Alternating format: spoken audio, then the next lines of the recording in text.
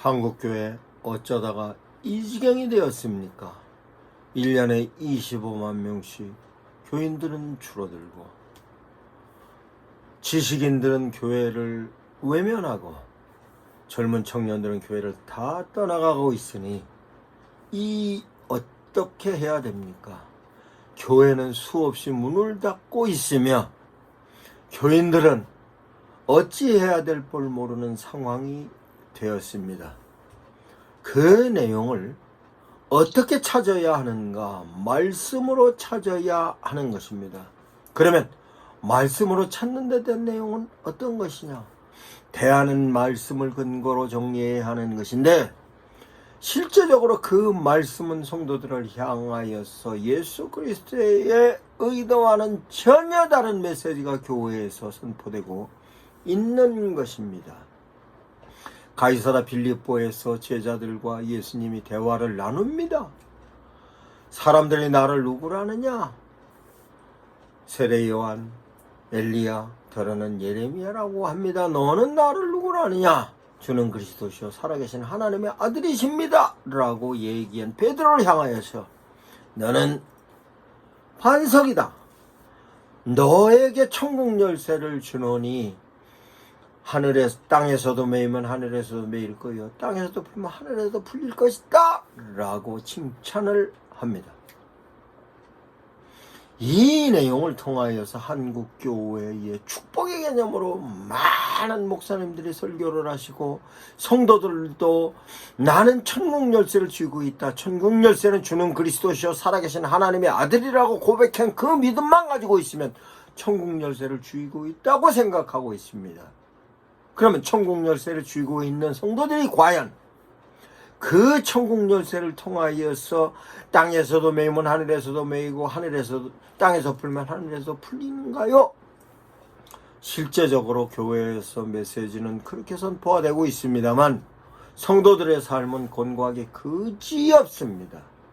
그러면 실제적으로 현재의 삶은 어떤가요?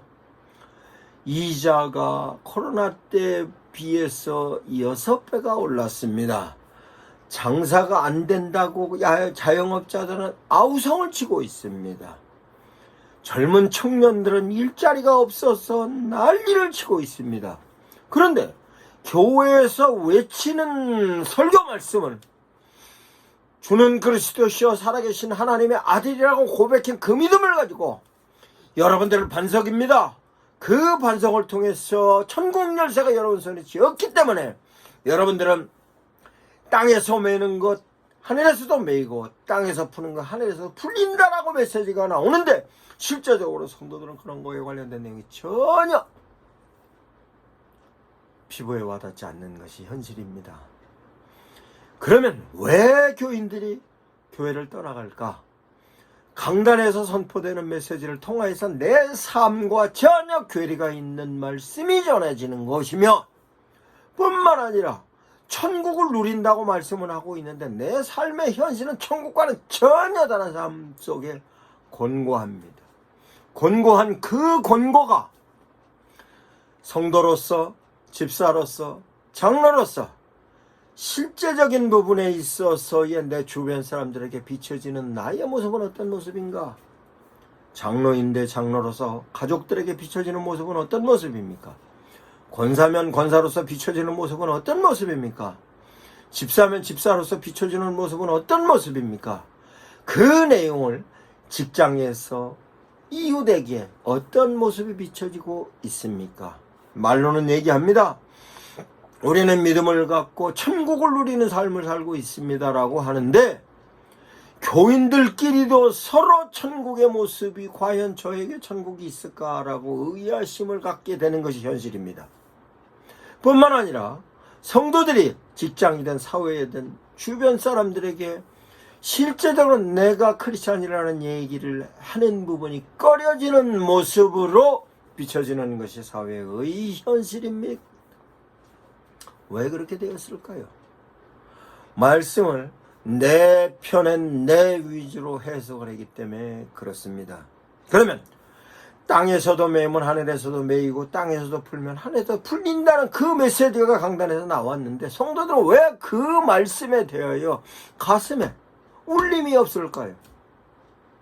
단순하게 주일 와서 목사님의 설교를 듣고 그 설교를 통하여서 실제적인 생활에 어떻게 그 말씀을 적용하는가에 대한 것은 참으로 한국교회에서 깊이 반성해야 되는 내용 중에 하나입니다.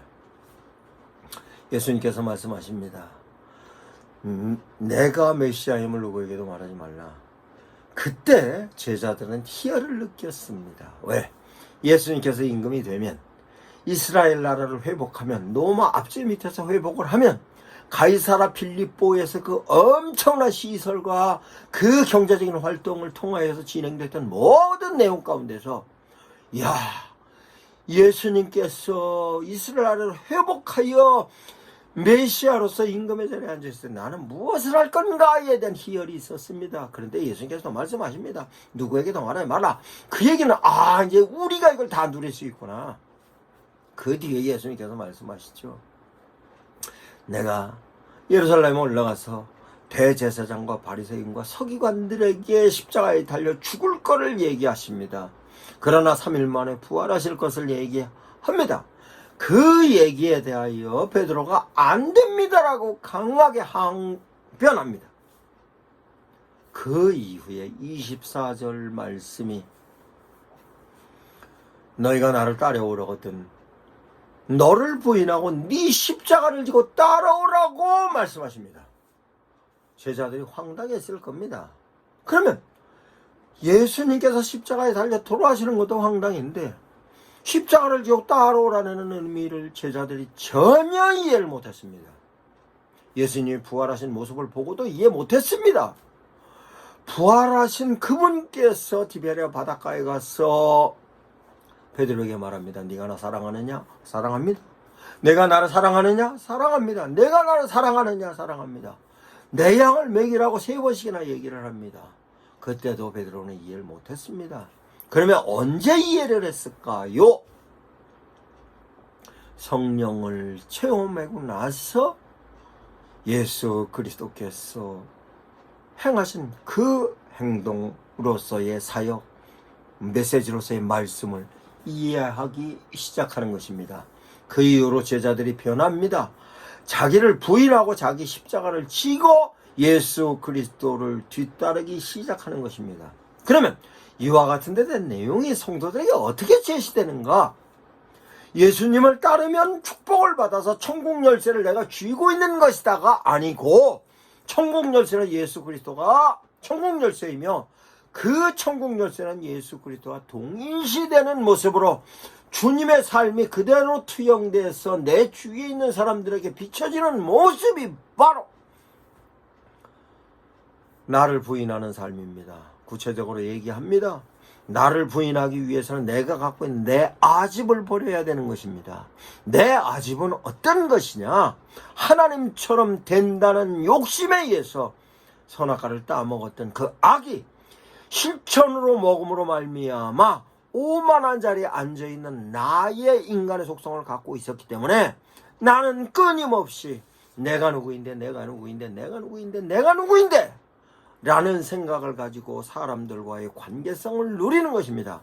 그래서 내가 조금이라도 저 사람이 나에게 언짢은 소리 하면 나는 불편해지는 것일 뿐만 아니라 나보다 경제적인 부분에 풍요로운 사람을 보면 배 아프고 나보다 지적인 수준이 높은 사람을 보면 시기심 나고 나보다 많은 재산을 갖고 있는 사람을 보면 속상해는 그 모습이 바로 내 모습이고 베드로가 예수님을 향하여 주는 그리스도시요 살아계신 하나님의 아들입니다라고 고백할 때의 생각은 이와 같은 생각입니다.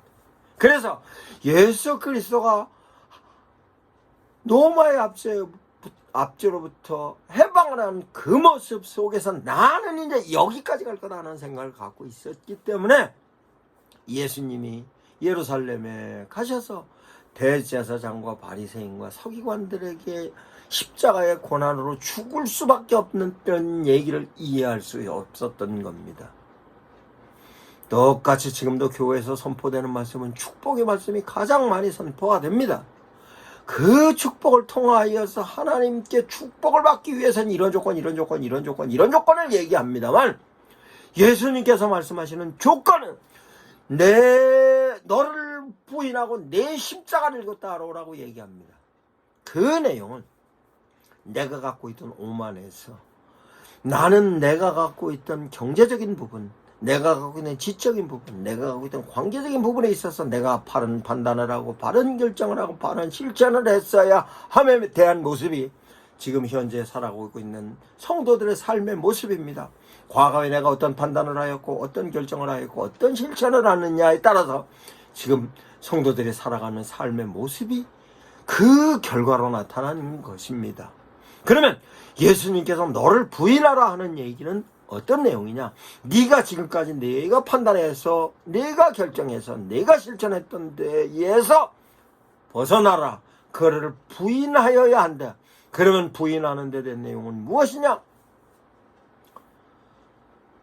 내 판단이 아니라 그 판단을 내가 제시하는 이런 기준으로 판단을 해라. 내가 결정하는 것이 아니라 결정은 이렇게 결정을 하여라. 실천은 이렇게 하여라. 그 내용의 표본은 네 십자가를 지고 가는 모습이다. 그럼 십자가 지고 가는 모습은 어떤 모습입니까? 예수님은 우리를 위해서 십자가에 지셨습니다. 예수님 스스로가 지신 십자가가 당신 스스로 때문에 지시는 것이 아니고 나를 위해서 지셨고 내 이웃을 위해서 지셨고 성도들을 위해서 지셨고 온 인류를 위해서 지신 겁니다. 즉 나를 위해서 지신 것이 아니라 남을 위해서 지신 겁니다.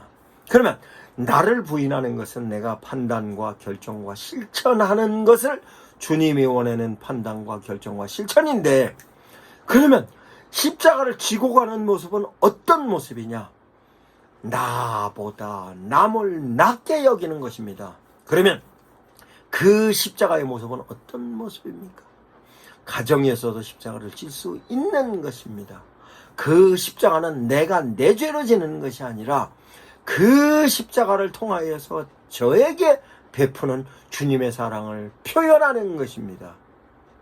남편이 비록 부족하다 할지라도 그 부족한 남편을 위해서 내가 십자가 지는 것이고, 내 아내가 비록 부족하다 해도 내 아내를 위해서 내가 십자가를 지는 것이고, 내 이웃을 위해서 내가 십자가를 지는 것이고, 내 교인들을 위해서 내가 십자가를 지는 것이고, 내 이웃과 주변 사회를 위해서 십자가를 지는 것이고, 우리 나라를 위해서 십자가를 지는 것입니다. 그러면 십자가를 지는 모습이 거창하게 십자가를 지고 가서 골고다로 올라가서 십자가 지고 죽는 것이 아니라 삶 가운데서 십자가 지는 것입니다.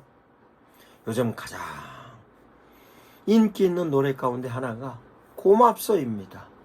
술 취한 그날 밤 손등에 눈물을 떨고던 아내의 눈물을 통해서 나는 고마움을 느끼고 나는 일어날 수 있다는 그 말씀을, 그 노래 가사가 사람들에게 울림을 주고 있으며 그 울림을 통해서 위로받는 데 대한 내용이 유행가 가사만 운동 못합니까? 그러면 어떻게 해야 됩니까? 내가 힘들 때에 나를 위하여 위로의 말 한마디 해주는 내 아내가 내 옆에 있습니다. 그러면 그 아내는 실제적으로 살아가는 삶 가운데서 내가 힘들면 내 아내도 같이 힘든데, 같이 힘든 내 아내가 나의 손목을 잡고 내 손등에 눈물 한번 떨궈주는 것으로 나는 위로를 받았으면 내 아내를 한번 안아주고 위로해주는 것이 십자가 지는 모습입니다. 내 이웃이 실제적으로 어떤 어려움을 겪고 있는가? 내 이웃 가운데서 독거노인이 굶고 있지는 않은가? 아이들이 학대받고 있지는 않는가? 돌아봐야 할 거 아닙니까? 그것이 그네들을 향하여서 돌아보는 것이 내가 바쁜 시간을 써야 함에도 불구하고 한번 돌아보러 가는 것이 십자가 지는 모습입니다. 내 이웃 가운데서 고통당하고 있는 그들의 손을 한번 잡아주는 거죠. 십자가를 지는 모습입니다. 실제적으로 이러한 모습은 성도들에게 보이지를 않고 거리에서 외칩니다. 그 외치는 그 외침은 천국에 관련된 열쇠로 외칩니다. 예수를 믿지 않으면 심판받을 것이라고 얘기해서 상대방을 많이 책망합니다. 그 얘기 속에 투영되어져 있는 내용은 뭐냐? 우리는 천국 열쇠를 쥐고 있는 특별한 사람입니다. 당신네들은 형편없는 사람입니다. 라고 왜곡되는 메시지가 전도의 메시지로 나가고 있으니 전도 자체가 되어지지 않을 뿐만 아니라 실제적으로 교회에서는 교인들은 줄어가고 있는 것입니다. 교회에서 행사를 통해서 전도로 주변에 있는 사람들을 초청해서 교회로 와서 말씀을 통하여서 예수 그리스도 전하는데 왜 등록하지 않고 갈까요? 왜 교인들은 자꾸 떠나갈까요? 교회에서 강단에서 선포되어지는 메시지가 실제적으로 성도의 삶에 적용되는 데 있어서는 전혀 적용할 수 없는 메시지가 선포되므로 그 내용 가운데서 환멸을 느껴서 교회를 떠나는 사람이 수없는 것이 현재 한국교회의 현실입니다. 어떻게 가시겠습니까? 이제는 예수 그리스도께서 주신 천국의 열쇠를 쥐었다고 나는 주는 그리스도시여 살아계신 하나님의 아들이심을 나는 지금도 고백합니다. 앞으로도 고백하였기 때문에 나는 천국의 열쇠를 쥐고 있는 사람이고 그 천국의 열쇠를 통해 나는 축복을 받아서 내가 하는 일 모든 일은 다 잘 됩니다. 그래서 남을 정죄하고 저 사람이 형편이 힘들고 어려우면 저 사람은 믿음이 없기 때문에 그렇다고 손가락질하고 그 모습 가지고 교인들은 교인들끼리 상처받고 주의 종이 전하는 하나님의 메시지를 통해서 전혀 위로를 받지 못하니 그러면 어디에 가서 위로를 받을까라고 생각하면 심적으로 주님을 섬기는 그 모습 속에서로 주님을 섬겨야 되기 때문에 억지로 나와 주일에 앉아있는 교인들을 쳐다보면서 과연 저네들이 주의 종의 말씀을 통해서 위로를 받고 갈 건가?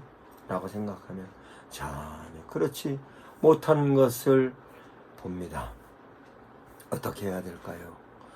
그러면 실제적으로 그네들을 향하여서 어떻게 하면 하나님의 메시지를 통하여서 살아갈 수 있는 삶을 누릴 수 있는가? 이것은 모든 사람들이 깊이 생각해 보아야 하는 내용입니다.